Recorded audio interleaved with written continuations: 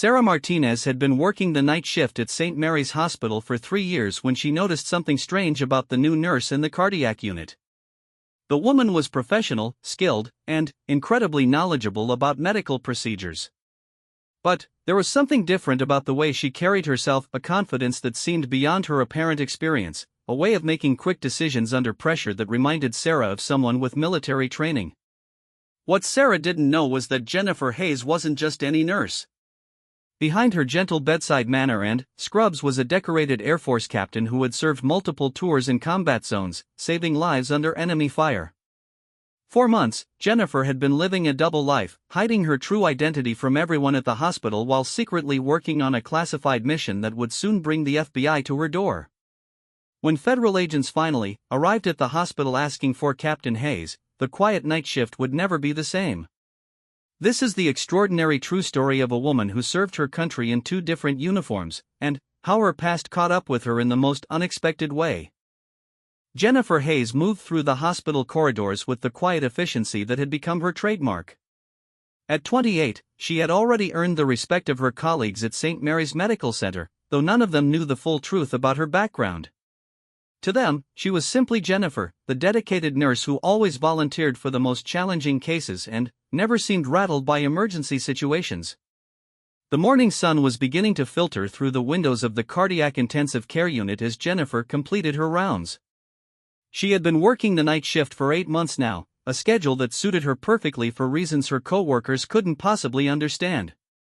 While they assumed she preferred the quieter pace of nighttime nursing, the reality was far more complex. Jennifer's real name was Captain Jennifer Hayes, United States Air Force, and she was currently on a classified assignment that required her to maintain this civilian cover. Her nursing credentials were genuine. She had earned her degree through the military's accelerated medical training program, but her presence at St. Mary's was anything but coincidental. 3 years earlier, Jennifer had been serving as a flight nurse aboard military transport aircraft, evacuating wounded soldiers from combat zones in Afghanistan. She had seen more trauma in her first 6 months of deployment than most civilian nurses would encounter in their entire careers. The experience had hardened her, taught her to make life-or-death decisions in seconds, and given her a composure under pressure that her civilian colleagues found remarkable. Her commanding officer, Colonel Patricia Morrison, had noticed Jennifer's unique combination of medical skills and investigative instincts during a particularly challenging mission. When a soldier had been brought aboard their aircraft with suspicious injuries that didn't match his reported accident, Jennifer had been the first to question the story. Her careful documentation and observation had eventually led to the discovery of a weapons trafficking ring operating within their base. That incident had caught the attention of the Air Force Office of Special Investigations, and Jennifer found herself recruited for a very different kind of mission. For the past year, she had been working undercover, using her medical background to investigate reports of illegal drug diversion from hospitals across the region. St. Mary's was her third assignment, and, by far, the most complex. The hospital had been flagged by federal authorities after an unusual pattern emerged in their controlled substance inventory.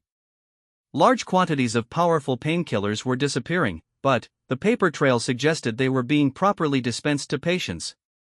Someone with access to the hospital's computer systems was creating false patient records to cover the theft, and they were doing it with a level of sophistication that suggested inside knowledge.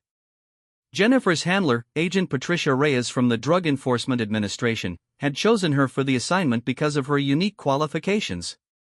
As a trained nurse, she could work within the hospital system without arousing suspicion. As a military officer with investigative training, she could recognize the patterns and procedures that might escape civilian law enforcement. Living this double life was more challenging than Jennifer had anticipated. Every day, she had to be careful not to slip into her natural leadership role or demonstrate knowledge that would be unusual for a civilian nurse with her apparent background. When Dr. Marcus Thompson, the head of cardiology, made decisions she disagreed with, she had to bite her tongue instead of offering the kind of direct feedback she was accustomed to giving as an officer. The hardest part was the isolation. She couldn't form real friendships with her colleagues because so much of her life had to remain hidden. When they talked about their backgrounds, their families, or their future plans, Jennifer had to stick to a carefully crafted cover story that felt increasingly hollow with each telling. Her supposed background was simple but believable. She had grown up in Ohio, attended nursing school at a small state university, and moved to the area after a relationship ended badly. She claimed to have no family nearby and few outside interests, which explained why she never talked about her personal life or invited colleagues to socialize outside work. The truth was far more complicated. Jennifer had grown up in a military family, moving from base to base throughout her childhood. Her father was a career Air Force pilot, and her mother had worked as a base administrator. She had 2 younger brothers, both serving in different branches of the military, and her parents were currently stationed in Germany. Her decision to join the Air Force had been natural, and she had never seriously considered any other career path. During her years of active duty, she had served on 3 different continents, earned commendations for her service under fire, and been promoted ahead of schedule twice. She spoke functional Arabic and had completed advanced training in combat medicine, crisis negotiation, and intelligence analysis. The woman her hospital colleagues knew was barely a shadow of who she really was. As the weeks passed, Jennifer began to notice concerning patterns in the hospital's medication handling. The disappearances weren't random, they followed a careful schedule that avoided the times when inventory audits were most likely to occur. Whoever was responsible had intimate knowledge of the hospital's administrative procedures and probably had access to multiple departments. Her investigation had to be subtle. As a relatively new nurse, she couldn't ask too many questions without arousing suspicion. Instead, she volunteered for extra shifts, especially during inventory periods, and paid careful attention to who had access to the medication storage areas during critical times. She memorized shift schedules, noted which staff members had access badges to restricted areas, and began mapping the social connections between different departments. 3 people had emerged as potential suspects. Dr. Michael Rodriguez, a young resident in the emergency department, had been working unusual hours and seemed nervous whenever controlled substances were mentioned. Nancy Peterson, a veteran nurse in the postoperative unit, had access to multiple medication storage areas and had been observed entering the pharmacy during off hours. Most concerning was David Kim, a hospital administrator who managed the computer systems used for medication tracking and patient records. Each suspect had both opportunity and potential motivation. Dr. Rodriguez was carrying significant student debt and had mentioned financial pressures several times. Nancy Peterson was going through an expensive divorce and had been struggling with the legal costs. David Kim had recently been passed over for a promotion he had been expecting, and Jennifer had overheard him expressing resentment about his salary. The challenge was gathering evidence without revealing her true purpose. As a nurse, she had legitimate reasons to be concerned about medication security, but she couldn't conduct the kind of thorough investigation her training had prepared her for without blowing her cover. Instead, she had to rely on careful observation and patience. Her breakthrough came during a particularly busy night in the emergency department. A multiple car accident had brought in several trauma patients, and the usual protocols were temporarily abandoned in the rush to save lives. Jennifer was assisting with one of the critical cases when she noticed Dr. Rodriguez accessing the medication dispensary more frequently than the patient's condition required. She began paying closer attention to his behavior during high-stress situations. What she discovered was a pattern of taking advantage of the chaos that accompanied emergency situations. While other staff were focused on patient care, Rodriguez was accessing medications that weren't immediately needed for the cases at hand. He was careful to document the withdrawals properly, but Jennifer suspected he was taking more than he was recording. Proving her suspicion would require catching him in the act, but that would mean risking her cover. Instead, she began documenting his behavior patterns, noting the specific times and circumstances when the irregularities occurred. She photographed medication logs with her phone and created detailed notes about shift schedules and access patterns.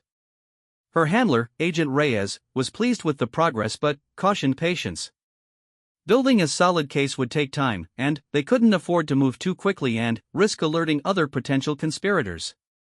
What they were uncovering might be part of a larger network, and the goal was to identify all the players before making any arrests.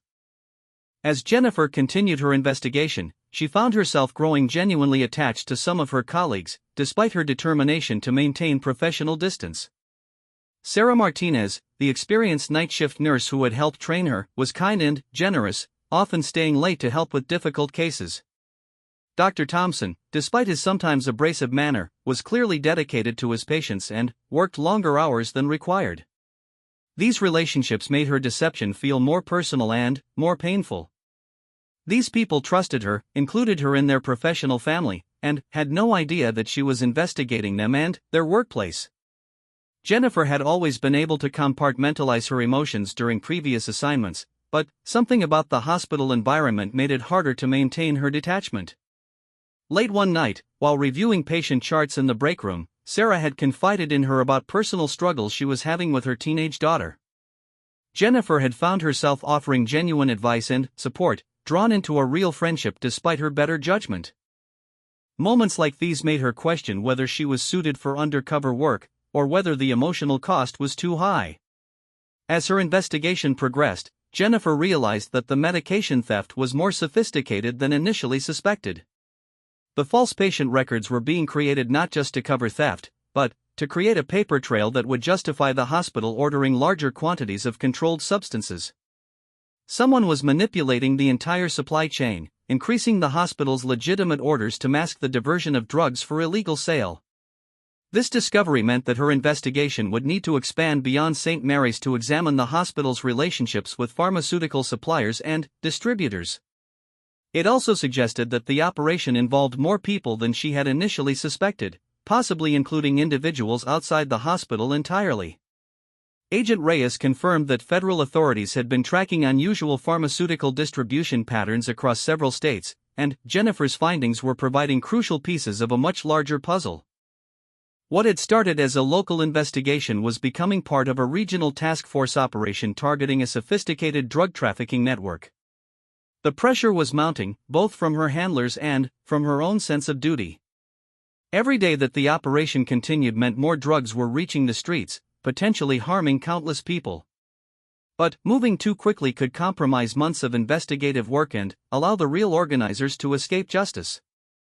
Jennifer found herself walking an increasingly narrow line between her two identities, knowing that soon she would have to choose which version of herself would ultimately prevail. The quiet nurse who had earned her colleagues' trust would eventually have to step aside for Captain Hayes, the Air Force officer with a duty to complete her mission. As she finished her shift that morning, Jennifer had no way of knowing that within days, her carefully maintained double life would come crashing down in the most public way possible, bringing federal agents to the hospital and forcing her to confront the consequences of her deception. The electronic keypad beeped softly as Jennifer entered the medication storage room at 2:47 a.m. on a Tuesday morning. The hospital was quieter than usual, with only emergency cases keeping the skeleton night crew busy. She had volunteered to check on pain medication supplies for the cardiac unit, a routine task that would give her a legitimate reason to access areas normally restricted during shift changes. What she discovered in the storage room would change everything. The controlled substance log showed discrepancies that went far beyond what she had initially suspected. Someone had been systematically altering digital records to hide massive quantities of missing medications. The pattern wasn't random theft by an individual with an addiction problem, this was organized crime operating with military-level precision and planning. Jennifer photographed the log entries with her phone, being careful to capture the serial numbers and timestamps that would be crucial for building a prosecution case. As she worked, she heard footsteps approaching in the corridor outside.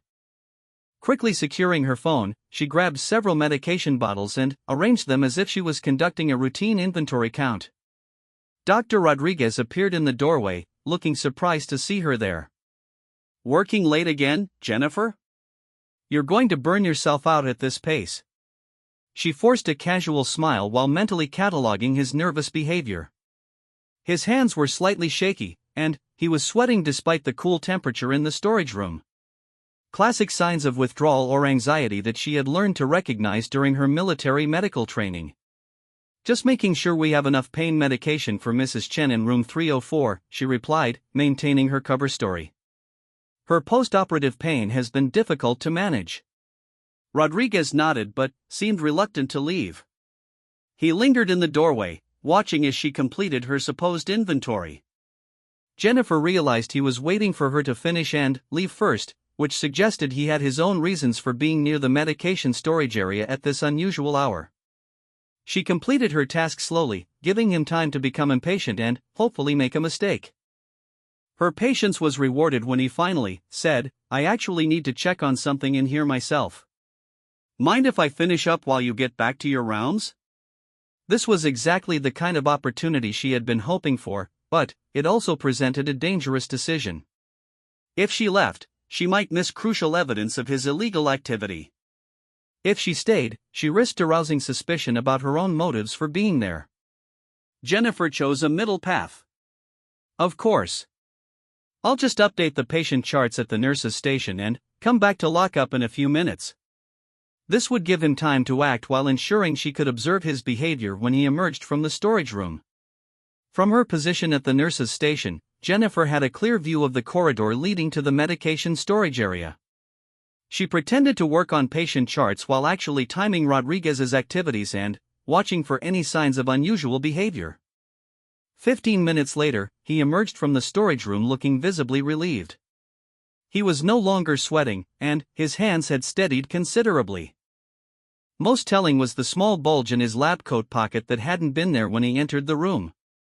Jennifer made careful notes about the timing and his changed demeanor, evidence that would be crucial for the federal case being built against him. But Rodriguez was only part of the story. Jennifer's investigation had revealed that the medication theft was too sophisticated and too large-scale to be the work of a single individual.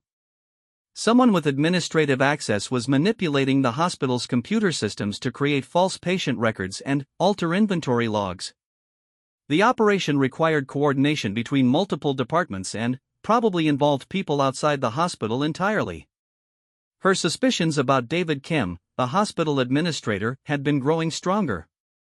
Kim had access to all the computer systems that were being manipulated, and he had been working unusual hours that coincided with the times when irregular transactions occurred. More concerning was his recent behavior around other staff members. He had become increasingly paranoid and defensive, especially when anyone mentioned computer system issues or inventory discrepancies. Jennifer decided to test her theory by creating a situation that would force Kim to reveal his involvement. During her next shift, she deliberately reported a computer system error that would require administrative intervention to resolve. She claimed that medication records for one of her patients weren't updating properly, a problem that could legitimately require Kim's expertise to fix. When Kim arrived to address the supposed computer problem, Jennifer watched his reaction carefully. Instead of following standard troubleshooting procedures, he immediately accessed the medication tracking system and began checking specific records that had nothing to do with her reported issue. His familiarity with the system's irregularities was too detailed to be coincidental. Even more damning was his emotional reaction when he realized that some of the false records he had created were becoming visible in routine reports. Jennifer watched as he quickly modified several entries, deleting patient records that should have been permanent parts of the medical database. This wasn't system maintenance, it was evidence destruction. She documented everything she observed, knowing that Kim's actions were providing crucial evidence for the federal investigation. But she also realized that her own behavior was probably attracting attention. Asking too many questions and being present during too many irregular incidents could compromise her cover and potentially put her in danger. Her concerns were validated the next day when Sarah Martinez pulled her aside during their break. "Jennifer, I need to ask you something, and I hope you won't take it the wrong way. Some of the staff have noticed that you seem to be around whenever there are problems with medication inventories or computer systems. Dr. Rodriguez mentioned that you were in the storage room when he needed access the other night, and David Kim said you reported a computer problem that he couldn't replicate when he checked the system later." Jennifer felt her heart rate increase, but her military training helped her maintain a calm exterior.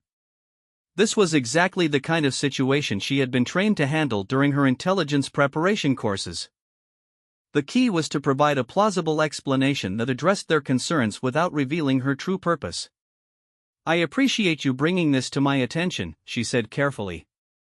"I guess I have been more focused on those issues lately because I'm still learning the hospital's procedures. In my previous position, we had different protocols for medication management, and I've been trying to understand how things work here. I probably ask more questions than most new nurses because I want to make sure I'm following the proper procedures. Sarah seemed satisfied with this explanation, but Jennifer realized that she was walking an increasingly dangerous line.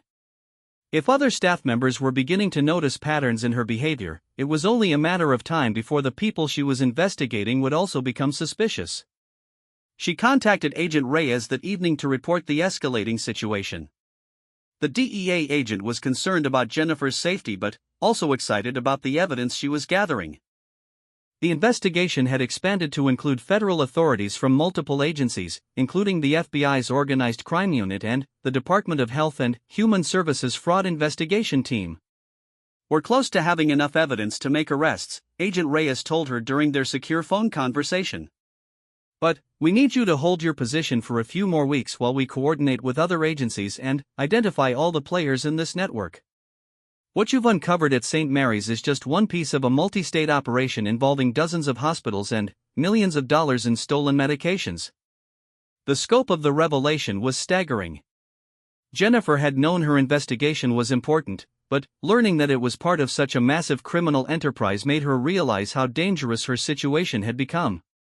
If the people running this operation suspected she was an undercover federal agent, they would have powerful motivations to silence her permanently.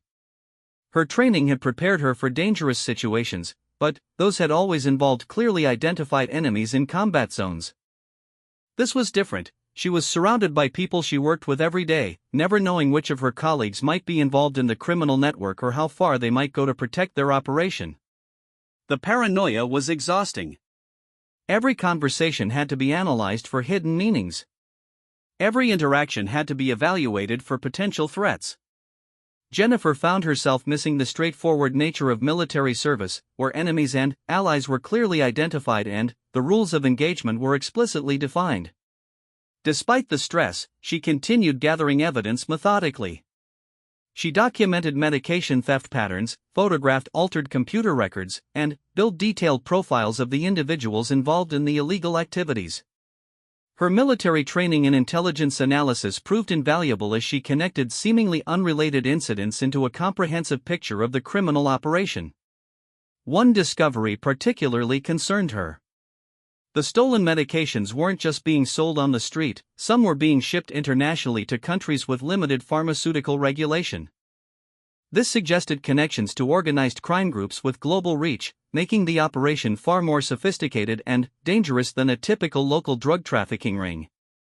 Jennifer also discovered that the criminals had been recruiting new participants from among the hospital staff. They were specifically targeting employees with financial difficulties or personal problems, offering them money in exchange for access codes, schedule information, or assistance with covering up theft activities. This recruitment strategy explained how the operation had grown so large and remained undetected for so long. Dr. Rodriguez appeared to be one of these recruited participants rather than an original organizer. His drug addiction had made him vulnerable to recruitment, and his medical access had made him valuable to the criminal network. But he was clearly being managed by someone else, following instructions rather than making independent decisions about the theft activities.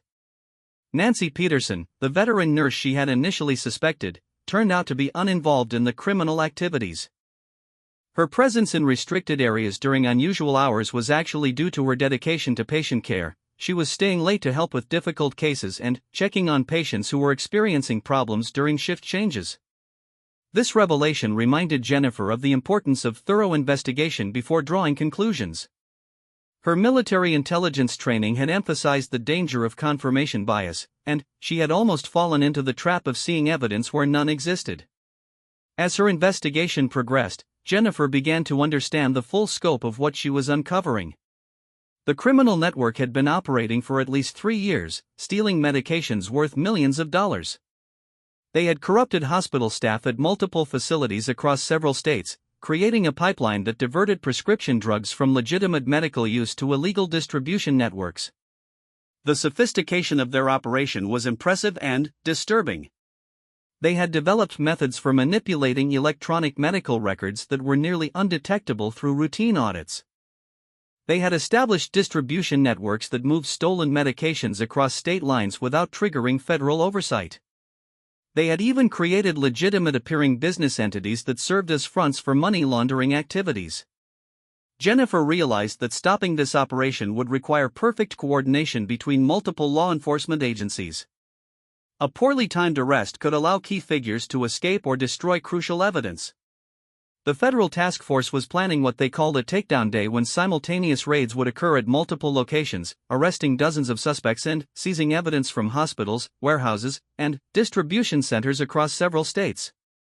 Her role in this massive operation was crucial but also incredibly dangerous. As the federal agents prepared for their coordinated action, Jennifer would have to maintain her cover while helping to identify final targets and gather last-minute evidence. She would be working alone, surrounded by people who might kill her if they discovered her true identity. The weight of responsibility was enormous, but Jennifer found strength in remembering her military oath and her commitment to protecting innocent people.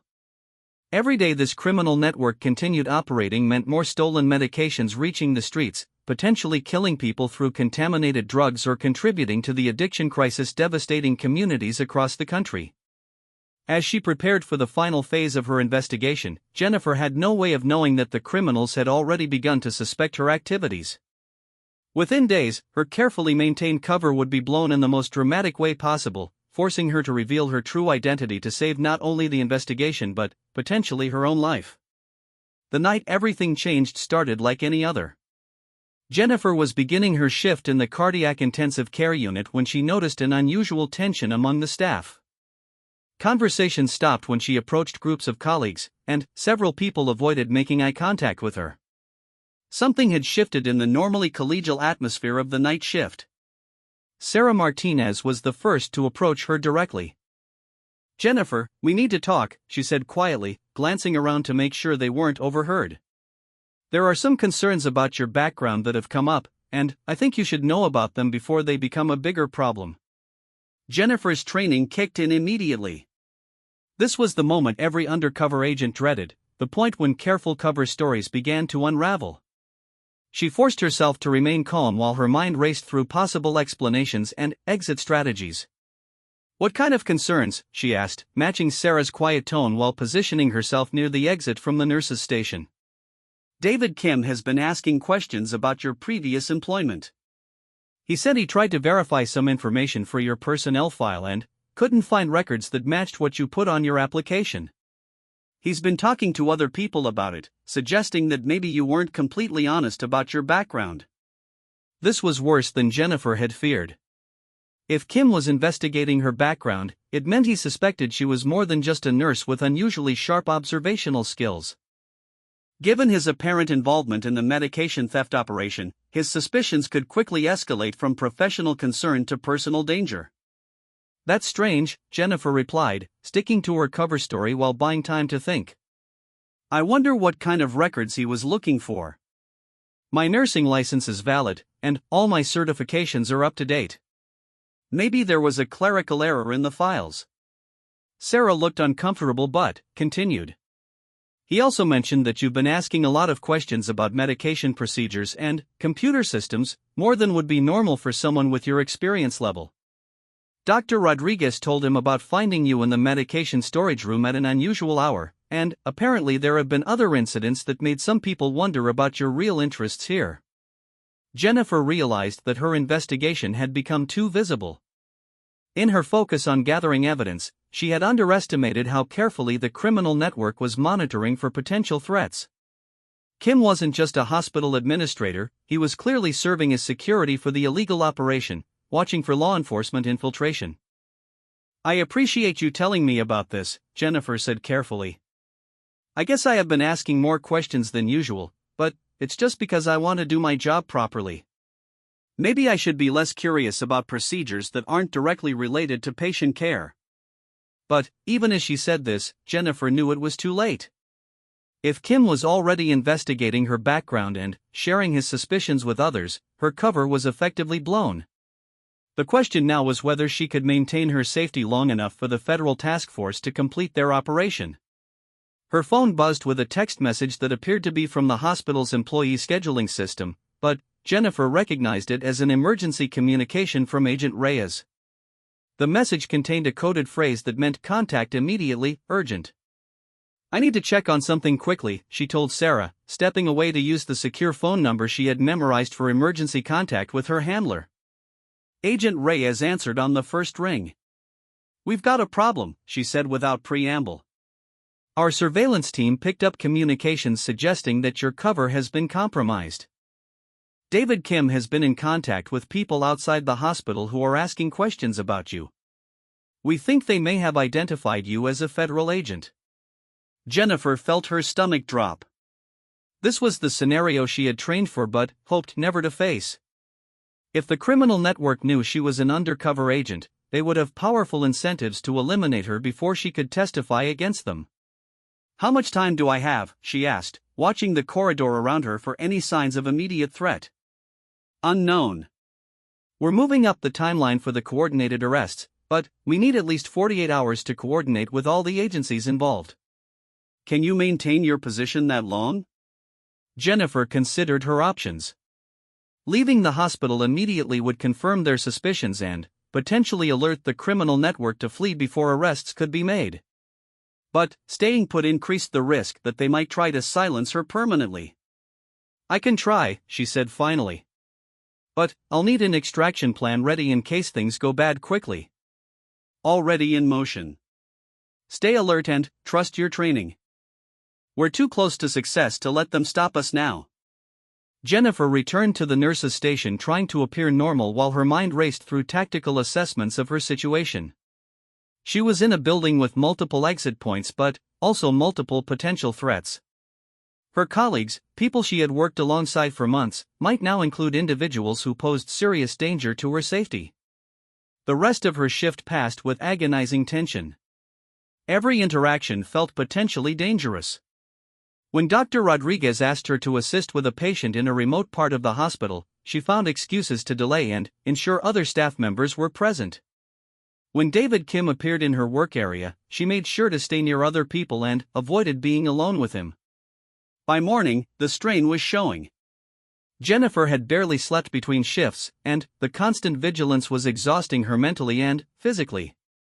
But she knew she had to maintain her cover for at least one more day to give the federal task force time to coordinate their arrests. The break in the case came from an unexpected source. During her next shift, Nancy Peterson approached her with information that would change everything. Jennifer, I need to tell you something important, Nancy said, pulling her aside in the medication storage room. I know you've been investigating the drug thefts, and I think you should know that David Kim is planning something dangerous. Jennifer's training had prepared her for many scenarios, but not for a colleague voluntarily providing intelligence about criminal activities.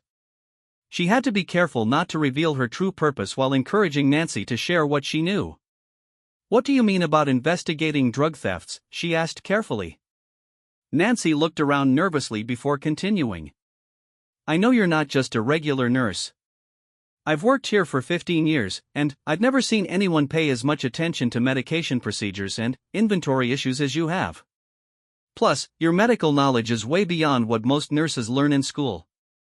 I think you're here for a specific reason. This was a critical moment. Jennifer could continue denying her true purpose, but Nancy might have information that could be crucial for the federal investigation. She decided to take a calculated risk. What makes you think David Kim is planning something dangerous? She asked, neither confirming nor denying Nancy's suspicions about her background. He's been asking questions about you for weeks, but yesterday he started talking about solving the problem permanently. He mentioned that there are people outside the hospital who are very concerned about security breaches, and they don't want to take any chances with potential informants. Jennifer felt a chill run down her spine. This was exactly the kind of threat she had been trained to recognize. Criminal organizations often eliminated perceived threats rather than risk exposure through legal proceedings. Nancy, this is very important. Do you know specifically what Kim is planning or when? He's been making phone calls to someone he calls the distributor, and I overheard him saying that tonight would be the best time because there are fewer people around during the night shift. He also mentioned something about making it look like an accident. Jennifer realized she was facing an immediate threat to her life. The criminal network had apparently decided that eliminating her was worth the risk of drawing additional law enforcement attention. She needed to contact Agent Reyes immediately and, possibly, activate emergency extraction procedures. But, first, she needed to understand how much Nancy knew about the overall criminal operation. If Nancy had been observing the illegal activities for months or years, she might have crucial information that could help with the federal prosecution. Nancy, how long have you known about the drug theft operation? About 2 years. I started noticing discrepancies in medication inventories, but when I tried to report them through normal channels, David Kim always found explanations that made the problems disappear from the records. Eventually I realized he was covering up the thefts, not just failing to prevent them. Why didn't you report this to outside authorities? Nancy looked ashamed. I was scared. These people have connections outside the hospital, and I was worried about what might happen to me or my family if I caused problems for their operation. I convinced myself that as long as patient care wasn't being compromised, it wasn't my responsibility to get involved.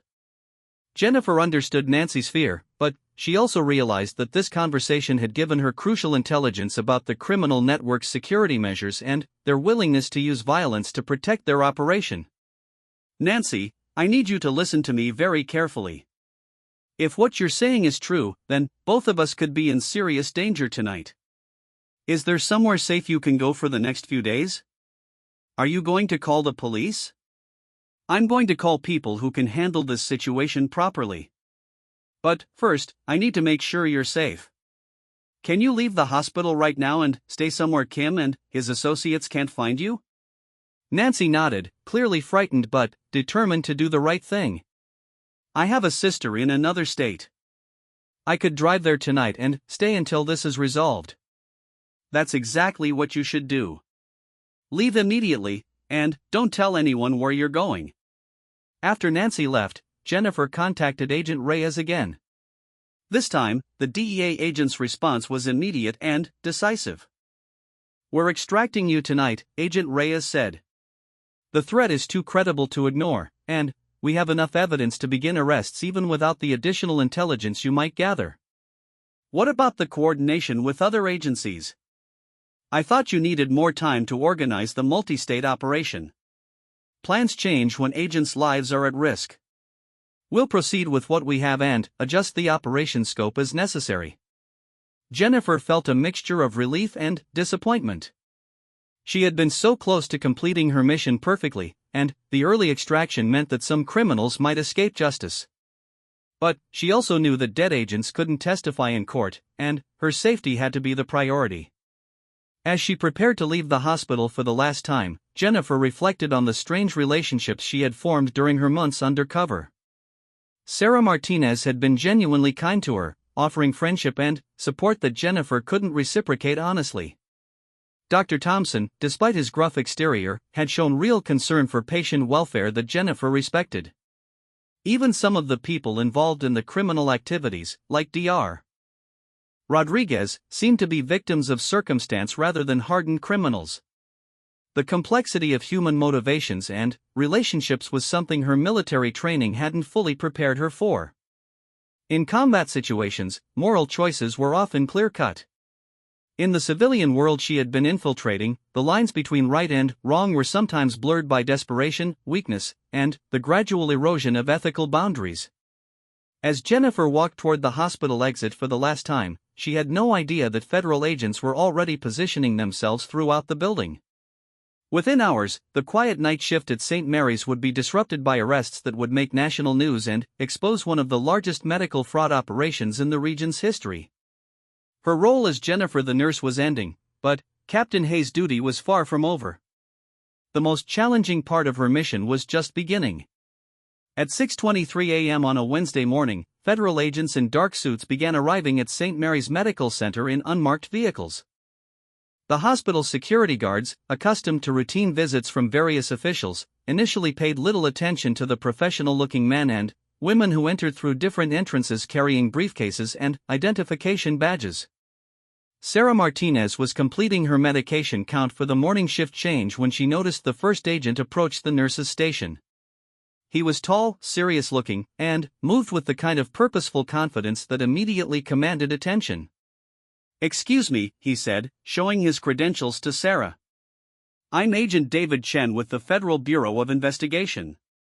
We're looking for someone who works here, Captain Jennifer Hayes." Sarah stared at him in confusion. "I'm sorry, there's no one here by that name. Are you sure you have the right hospital?" Agent Chen consulted his notes. "She's been working here as a nurse for approximately 8 months. She may be using a different first name or have provided alternative identification. The only Jennifer we have is Jennifer Martinez, I mean Jennifer who doesn't use a last name with patients," Sarah corrected herself, then paused. "Wait, you said Captain Hayes? Like a military rank?" Before Agent Chen could respond, Dr. Thompson appeared from the cardiac unit, having overheard the conversation. "Is there some kind of problem? We have patients who need care, and I can't have my staff distracted by whatever this is about." Agent Chen showed his credentials again. "Dr. Thompson, we need to speak with one of your nurses as part of a federal investigation. We believe she's been working undercover here for several months." The color drained from Dr. Thompson's face. "Undercover? What kind of investigation?" "We're not at liberty to discuss the details, but we need to locate Captain Hayes immediately. Her safety may be at risk." Sarah felt her world shifting as she began to understand what was happening. "You're talking about Jennifer, aren't you? Our Jennifer who works the night shift?" Agent Chen nodded. "We have reason to believe that criminal elements may have discovered her identity and could pose a threat to her safety." "When did you last see her?" "She left at the end of her shift about an hour ago," Dr. Thompson said. "But this is impossible. Jennifer is just a nurse. She's been working here for months, taking care of patients, doing normal nursing duties. There must be some mistake." More federal agents were arriving, and Sarah began to notice that they were positioning themselves throughout the hospital in a coordinated pattern. This wasn't a routine inquiry, it was the beginning of a major law enforcement operation. Agent Chen's radio crackled with a coded message, and his expression became more urgent. "Dr. Thompson, I need you to assemble your senior staff immediately. We'll be conducting interviews with personnel who had access to controlled substances and medication storage areas. This is part of a federal investigation into drug theft and distribution." Dr. Thompson looked stunned. "Drug theft? From our hospital?" "Significant quantities of controlled substances have been stolen from this facility over the past several years. Captain Hayes was conducting an undercover investigation to identify the perpetrators and gather evidence for prosecution." Sarah sank into a chair, trying to process what she was learning. Jennifer, or Captain Hayes, wasn't really a nurse at all. She was a federal agent who had been pretending to be someone else, living among them, investigating them, for months. All their conversations, all the times Jennifer had helped with difficult patients or stayed late to assist with emergencies, had been part of an elaborate deception. "Where is she now?" Sarah asked. "Is she safe?" Agent Chen checked his watch. "She was extracted from the area early this morning when we learned that her cover may have been compromised. She's currently in a secure location providing final briefings for this operation." More federal agents were entering the hospital, and Sarah could see them approaching various staff members with identification badges and official-looking documents. David Kim was being escorted toward an interview room by 2 agents who clearly weren't giving him a choice about accompanying them. Dr. Thompson was struggling to understand the implications of what he was learning. "You're saying that someone on my staff has been stealing drugs, and I never noticed?" "The operation was sophisticated," Agent Chen explained. "Computer records were being altered to hide the thefts, and false patient records were created to justify medication orders. Without specialized training in investigating financial crimes, the discrepancies would have been nearly impossible to detect through normal hospital procedures." As the morning progressed, the scope of the federal operation became clear. Agents were interviewing dozens of hospital employees, examining computer systems, and reviewing years of medication inventory records. Search warrants were being executed at several locations outside the hospital, including David Kim's home and office. Dr. Rodriguez was led away in handcuffs, his involvement in the theft operation having been thoroughly documented by Captain Hayes' investigation. Several other employees were taken into custody, including 2 pharmacy technicians and a hospital administrator who had been helping to alter computer records. Sarah found herself being interviewed by Agent Patricia Reyes, the DEA agent who had been Captain Hayes' handler throughout the undercover operation. "I need to understand the relationship between you and Agent Hayes," Reyes said gently. "She mentioned in her reports that you were particularly kind to her and helped with her orientation to hospital procedures." "I thought I was helping a new nurse adjust to our unit," Sarah said, still struggling with feelings of betrayal and confusion. "I had no idea she was investigating us. I told her things about my personal life, my family problems. I trusted her." Agent Reyes leaned forward sympathetically. "I want you to understand that Agent Hayes' feelings toward you and other innocent staff members were genuine. She specifically mentioned in her reports how difficult it was to maintain professional distance when colleagues like you were showing real friendship and kindness. The emotional strain of undercover work is one of the most challenging aspects of what these agents do." "But everything she told us about herself was a lie, wasn't it?" "Her background story was fabricated, yes. But her medical training is real. She's a qualified nurse with military experience. Her concern for patient welfare was genuine. Her dedication to doing the job properly was authentic. The only deception was about why she was really there." Sarah tried to process this information. Looking back on her interactions with Jennifer, she could see signs that might have suggested something unusual. Jennifer's calm competence during medical emergencies, her knowledge of procedures that seemed advanced for her experience level, her reluctance to talk about personal relationships or background details. Did she ever really care about the patients, or was that just part of her cover? "Agent Hayes requested to continue working with some of your patients even after her investigation was complete," Agent Reyes said. "She was particularly concerned about Mrs. Chen, the elderly cardiac patient you both worked with last month. That kind of concern doesn't come from training or professional obligation, it comes from genuine compassion." Across the hospital, the impact of the federal operation was spreading. News media had arrived and were broadcasting live reports about the drug theft investigation. Patients and families were asking questions about the safety of their medications and the reliability of the hospital's security procedures. Hospital Administrator Margaret Foster was holding emergency meetings with department heads, trying to understand the full scope of the criminal activity and its impact on hospital operations. The board of directors had been contacted, and legal counsel was being consulted about the hospital's potential liability. Dr. Thompson was struggling with his own feelings of professional failure. "How did I miss something this significant happening in my own department?" he asked Agent Chun. "I pride myself on knowing what's going on with my staff and patients. The criminals were specifically targeting the blind spots in your security systems," Agent Chen explained.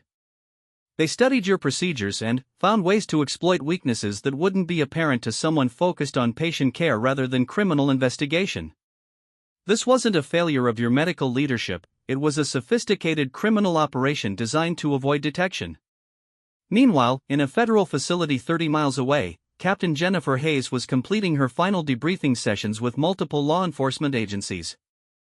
The information she had gathered during her months undercover was being used to coordinate arrests and searches across several states. "Your work has been exceptional," Agent Reyes told her during a break in the debriefing sessions. "The evidence you gathered has given us everything we need to dismantle this entire network. Dozens of arrests are being made today, and we estimate that this operation was diverting millions of dollars worth of medications annually." Jennifer felt relieved but also emotionally drained. What happens to the people at the hospital who weren't involved? Sarah Martinez, Dr. Thompson, the other nurses who were just doing their jobs? They'll be interviewed as witnesses and potential sources of additional information, but they're not considered suspects. Most of them will probably return to normal duties once the initial investigation phase is complete. Will I be able to see them again? To explain what really happened? Agent Reyes looked thoughtful. Eventually, yes. After the prosecutions are complete and any security concerns have been resolved, there may be opportunities for you to have conversations with the people you worked with. Many undercover agents find that closure important for their own psychological well-being. Jennifer knew that facing her former colleagues would be one of the most difficult aspects of completing this assignment. She had genuinely cared about people like Sarah Martinez and felt guilty about the deception she had been forced to maintain. But she also knew that her work had prevented thousands of stolen pain medications from reaching the streets and potentially harming vulnerable people. Back at the hospital, the full scope of the criminal operation was becoming clear. David Kim had been the central coordinator, using his administrative access to create false patient records and alter inventory systems. He had been recruited by an organized crime network that operated similar schemes at hospitals across multiple states. Dr. Rodriguez and several other hospital employees had been coerced into participating through a combination of financial pressure and threats. The criminal network had specifically targeted individuals with personal problems that made them vulnerable to recruitment and manipulation. The stolen medications had been distributed through a sophisticated network that included illegal online pharmacies, street dealers, and international trafficking operations. Some of the drugs had been contaminated or counterfeit, creating additional dangers for people who purchased them believing they were getting legitimate prescription medications. As the day progressed, the hospital slowly returned to a version of normal operations. Patients were still being cared for, medical procedures were still being performed, and the essential work of healthcare continued despite the dramatic disruption of the federal investigation. But, for the staff members who had worked closely with Jennifer Hayes, nothing would ever be quite the same. They had learned that someone they trusted and cared about was actually a federal agent investigating criminal activity among their colleagues. The revelation challenged their assumptions about trust, deception, and the hidden complexities of the world around them. Sarah Martinez found herself wondering how many other aspects of her daily life might not be what they appeared to be. If a federal agent could successfully pose as a nurse for months without detection, what other deceptions might be hidden in plain sight? As the media coverage intensified and the scope of the criminal network became public knowledge, the hospital staff began to understand that they had been unwitting witnesses to a major federal crime investigation. Their quiet workplace had been the center of a sophisticated law enforcement operation that would ultimately result in dozens of arrests and the dismantling of a multi-million-dollar criminal enterprise. The woman they had known as Jennifer would soon become Captain Hayes again, returning to her military duties and leaving behind the relationships and experiences of her months in civilian healthcare. But the impact of her investigation would continue for years, as the criminal cases worked their way through federal courts and the healthcare industry implemented new security measures to prevent similar theft operations. For Jennifer herself, the transition back to her military identity would prove more challenging than she had anticipated. The friendship she had formed, even under false pretenses, had changed her understanding of civilian life and made her question whether she was suited for continued undercover work. The emotional cost of deception had been higher than her training had prepared her for, and she would need time to process the complex feelings surrounding her successful but personally difficult mission. 6 months after the arrests at St. Mary's Medical Center, Captain Jennifer Hayes stood in front of a federal courthouse wearing her Air Force dress uniform for the first time since beginning her undercover assignment. The sight of her in military attire was jarring for the hospital staff members who had been called to testify in the criminal proceedings against David Kim and his associates. Sarah Martinez watched from the courthouse steps as Jennifer emerged from the building after completing her testimony. The woman she had known as a dedicated night shift nurse was now clearly revealed as a decorated military officer, her bearing confident and professional in a way that made Sarah realize how much Jennifer had been suppressing her natural leadership qualities during her months at the hospital. "Jennifer?" Sarah called out hesitantly, unsure whether to use the name she had always known or the military rank she had recently learned. Jennifer turned and smiled, the first genuinely relaxed expression Sarah had seen from her since learning about her true identity. "Sarah, I'm so glad to see you. I was hoping we'd have a chance to talk." They found a quiet bench in the courthouse plaza, away from the media attention that had been following the high-profile drug trafficking case. For several minutes, neither woman spoke, both struggling with the complexity of emotions surrounding their unexpected reunion. "I feel like I should be angry with you," Sarah finally said. "Everything I thought I knew about you was a lie. All those conversations we had, the times you helped me with my daughter's problems, the friendship I thought we were building, none of it was real." Jennifer looked down at her hands, still struggling with guilt about the deception she had been forced to maintain. "I understand why you feel that way, and I don't expect forgiveness. But I want you to know that my concern for you and your daughter was completely genuine. My feelings about our friendship were real, even though the circumstances that brought us together were artificial." "How is that possible?" "You were investigating us, suspecting us of criminal activity. How could you have genuine feelings for people you thought might be criminals?" "Because most of you weren't criminals," Jennifer replied. The investigation quickly revealed that the drug theft operation involved only a few people, and the vast majority of hospital staff were dedicated healthcare professionals who had no idea what was happening. "You, Dr. Thompson, most of the nurses, you were exactly what you appeared to be. Good people doing important work." Sarah processed this information, trying to reconcile her memories of their friendship with the knowledge of Jennifer's true purpose. "Did you ever think I was involved in the drug theft?" "For about 2 weeks, early in the investigation. Your access to medication storage areas and your knowledge of hospital procedures made you someone I had to consider as a potential suspect. But your behavior patterns and genuine concern for patients quickly ruled out any criminal involvement. That's both reassuring and terrifying. To think that I was being investigated without knowing it." Jennifer nodded understandingly. "I imagine it feels like a violation of privacy and trust. That's one of the reasons undercover work is so controversial, even within law enforcement.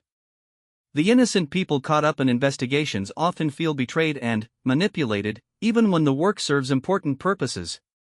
They sat in contemplative silence for several minutes, watching courthouse employees and attorneys moving in and out of the building. The drug trafficking case had attracted national attention, and several major news organizations had been covering the trial proceedings. "What happened to Dr. Rodriguez?" Sarah asked. "I know he was arrested, but I haven't heard about his case." "He accepted a plea agreement," Jennifer explained. "His addiction issues and the coercion he faced from the criminal network were considered mitigating factors. He'll serve 2 years in federal prison, but he'll also receive addiction treatment and counseling." The prosecutors recognized that he was more of a victim than a mastermind of the operation. "And David Kim?" 25 years. "He was the key organizer at our hospital and had connections to similar operations in 6 other states. The judge considered him a serious threat to public safety and wanted to send a strong message about the consequences of exploiting healthcare systems for criminal purposes." Sarah felt a mixture of satisfaction and sadness about these outcomes. Justice was being served, but the human cost had been enormous. Families had been destroyed, careers had been ruined, and the trust that patients placed in their healthcare providers had been violated. "What about you?" Sarah asked. "Are you going back to regular military duty, or will you continue doing undercover work?" Jennifer considered how much to reveal about her future assignments. "I'm returning to flight nurse duties with the Air Force Medical Service. The undercover work was valuable experience, but I realized that I prefer the straightforward nature of military medical care. Helping wounded soldiers is challenging, but at least everyone knows who I am and why I'm there." "Do you regret the investigation? Knowing how much deception was involved and how it affected people like me?" "I regret the personal cost, especially the impact on innocent people who got caught up in the investigation. But I don't regret stopping the criminal operation." "Do you know how many prescription pain medications were being stolen and sold illegally every month?" Sarah shook her head. "Enough to supply several thousand drug users with daily doses. Some of those medications were contaminated or counterfeit, which could have killed people. Others were being sold to teenagers who thought they were getting safe prescription drugs. The criminal network we dismantled was directly contributing to the addiction crisis that's destroying families and communities across the country." This perspective helped Sarah understand the broader importance of Jennifer's work, even though the personal betrayal still stung. I never thought about the connection between hospital drug theft and street-level addiction problems. Most people don't. That's one of the reasons operations like this can continue for years without detection. The victims are often people that society tends to ignore: drug users, people with addiction problems, families affected by overdose deaths. But every stolen medication has the potential to harm someone, somewhere down the distribution chain. Their conversation was interrupted by the approach of Agent Patricia Reyes, who had been coordinating witness testimony for the prosecution. She greeted Sarah warmly, recognizing her from previous interviews. "Ms. Martinez, I wanted to thank you personally for your cooperation with our investigation. Your testimony about hospital procedures and your observations of staff behavior patterns were crucial for establishing the timeline of the criminal activities." "I just answered your questions honestly," Sarah replied. "I'm still trying to understand how something this serious could happen without any of us noticing." Agent Reyes nodded sympathetically. Criminal organizations specifically study their target environments to identify blind spots and vulnerabilities. They're expert at exploiting the trust and routine that make normal operations possible. You weren't supposed to notice, that was the whole point of their strategy. Will something like this happen again? Are other hospitals vulnerable to similar operations? We've shared our findings with hospital administrators and medical organizations across the country, Agent Reyes explained. New security procedures are being implemented, computer systems are being upgraded, and healthcare professionals are being trained to recognize the warning signs of medication diversion. The criminal methods we uncovered are now much less likely to succeed. Jennifer added, "One positive outcome of this investigation is that hospitals nationwide are improving their security systems. The criminals inadvertently helped expose vulnerabilities that can now be addressed before other organizations exploit them." As their conversation continued, Sarah found herself beginning to understand Jennifer's actions in a different context. The deception had been painful, but it had served a legitimate and important purpose. The woman she had known as a colleague was actually a highly trained professional who had risked her own safety to protect public welfare. "I have one more question," Sarah said. "When you were working at the hospital, taking care of patients, helping with difficult cases, was any of that real? Or were you just maintaining your cover?" Jennifer smiled, and for a moment Sarah could see the person she had known during those long night shifts. "My medical training is completely legitimate. I genuinely cared about patient outcomes. When I stayed late to help with Mrs. Chen's post-operative complications, that wasn't part of my investigation, it was just good nursing care." "So you really are a nurse, in addition to being a military officer and federal agent?" "I'm a flight nurse with the Air Force. I've been trained to provide critical care in combat zones, which means I can handle pretty much anything a civilian hospital can present. The nursing skills you saw were authentic, even if the reasons for being there were complicated." This revelation helped Sarah reconcile her memories with her current knowledge.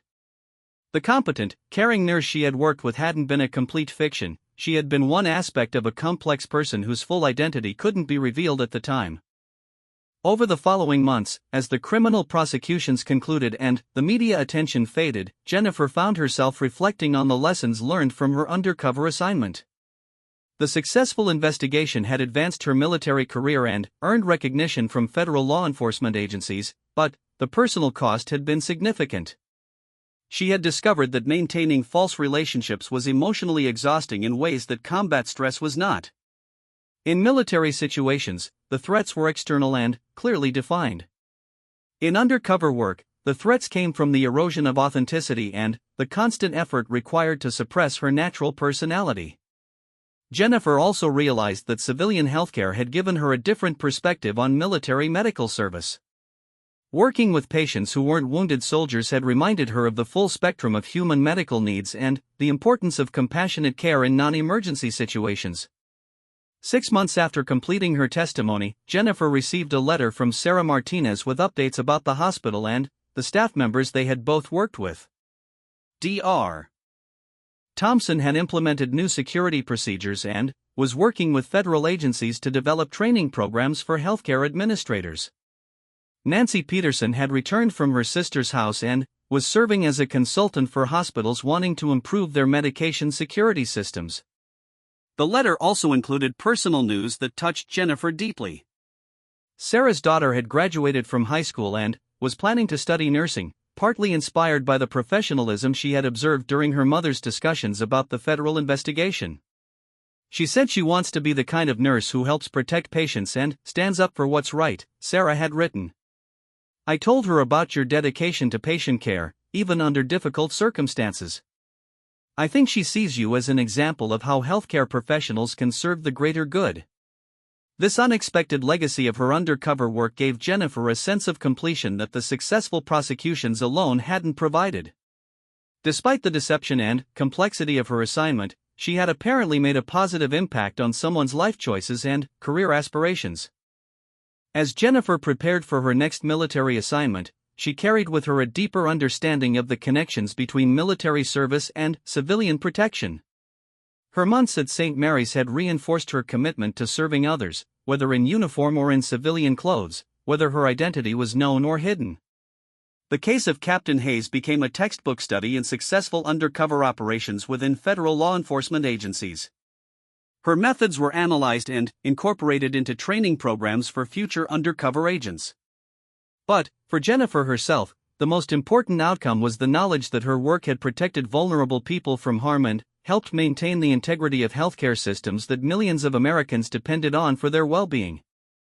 Years later, when Jennifer was asked to speak at law enforcement conferences about her experience, she always emphasized the human cost of undercover work alongside its investigative value. The deception required for successful operations created real emotional consequences for both agents and the innocent people who became entangled in their investigations. But, she also stressed that some criminal activities could only be stopped through undercover operations. The sophisticated nature of modern crime, especially operations that exploited institutional trust and professional relationships, required equally sophisticated investigative methods. The woman who had been known simply as Jennifer the nurse had returned to being Captain Hayes, but her brief time in civilian healthcare had changed her understanding of service, sacrifice, and the complex moral landscape of protecting others through deception. Her story became a reminder that heroes often work in shadows, and that sometimes the most important battles are fought not with weapons, but with courage, patience, and the willingness to sacrifice personal authenticity for the greater good.